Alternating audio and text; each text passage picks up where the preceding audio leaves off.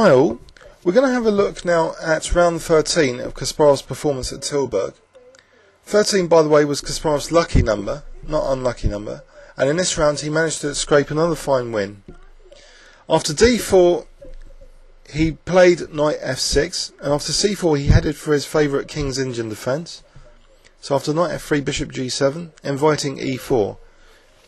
Hjartarson though played g3, so this is the fianchetto variation, and instead of playing now d6, Kasparov actually played c5, so he didn't mind the resulting position, with white having a comfortable position in the centre.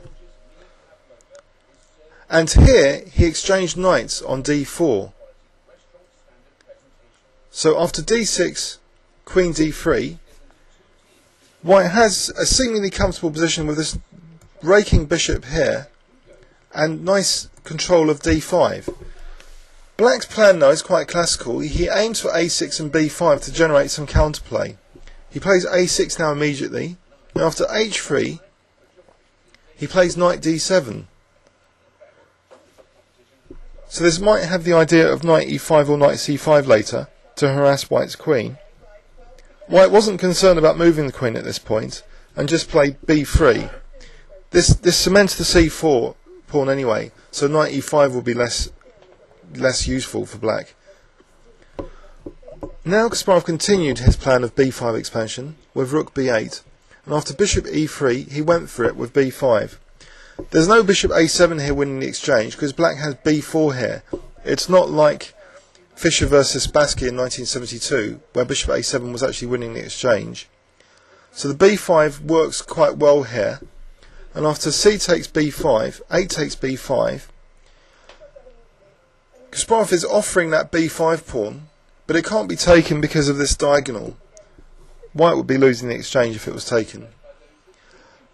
So white played rook ac1, committing the pawn forward and potentially a liability, but the way Kasparov played it, it wasn't shown to be. After knight a4, we see here that black's rook can potentially use the pivot square b5 later to get an attack. And this is what occurred in the game. After queen a5, he was also protecting his liability on b4, but white played queen d2 now, perhaps with the intention of an a3, trying to exploit that pin on the black queen. Kasparov wasn't worried. His next plan was to try and weaken white on the light squares and attack those light squares, and he did this beautifully. First he played bishop b7, and after the exchange of rooks he played knight f6, and after rook c4 he now played h5. So this is a dual purpose move, not only preventing white in a lot of variations from playing g4 without weakening the pawns a lot, but also perhaps if the white rook wasn't on c4 along this row, maybe black would be threatening h4 at some point. And it's quite an often played move by Kasparov in this type of position, the move h5. So even though it seems to weaken the king position a little bit, there's a trade-off there which he's correctly assessed. After queen c2, he now played rook fb8, reinforcing that b4 pawn. And after f3, we see now the start of a beautiful manoeuvre with gain of tempo. First he played queen e5, double attacking the bishop and pawn on g3, so white doesn't have too many choices here, and played actually bishop f2, and now queen e6, so the queen parks on e6 to attack this h3 pawn. White now was tempted to play g4. Perhaps this was a fatal weakening move now, objectively. Kasparov simply took on g4 and played rook b5. And now we see this threat on the horizon. This knight takes g4 is hanging over white in a lot of variations. And after rook c1, black played bishop h6. So potentially the bishop's got attacking opportunities via f4 to come into white's king position. White now traded rooks, which seems to be a little bit dangerous because now there's no rook protection along the fourth rank for this g4 pawn.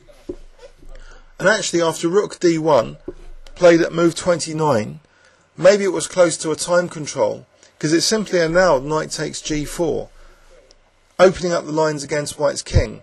White dare not take that knight, because the combination of the queen and the rook coming to b5 would be very, very dangerous.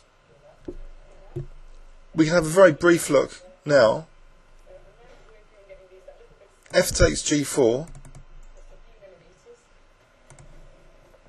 queen takes g4 check. Let's say king h1. Now bishop f4 would be very dangerous, with actually a mate in 5, because black's rook on b8 can also come to h8 as well as b5, so it's got 2 roads to the white king. So this was far too dangerous to recapture. So white simply played bishop d4, but the worst was not over. After knight f6 and king g2, Kasparov played now rook b5, not rook h8, but this road was more effective, because it potentially threatens rook g5 check as well as rook h5. And white actually resigned here. Let's say white tries to defend with queen d3, then Kasparov would have a lethal check here, followed by queen h3, and we can have this sort of variation, where white's bishop is almost overloaded, protecting g1, and black can play e5, and achieve a very, very dangerous winning attacking position with this bishop g5 coming to h4, because if the queen is allowed to play queen g2 check, white would end up losing material in this line. So let's have a look at that final position. Instead of queen d3, let's examine rook h1 as well. So how will black continue the attack? Rivka thinks bishop e3 is quite good here. So let's say bishop takes e3, queen takes e3, and black's attack continues rampant because rook g5 is still hanging over white. Say knight b2, rook g5 check, king f1, and here there's a really crushing idea, according to Rivka, of knight e4. So if knight e4, and now if say f takes e4, queen g3 with a menacing queen g2 check, just winning the rook on h1. And let's have a look at another alternative. Queen takes e4, queen c1 check, king f2, and just take on h1.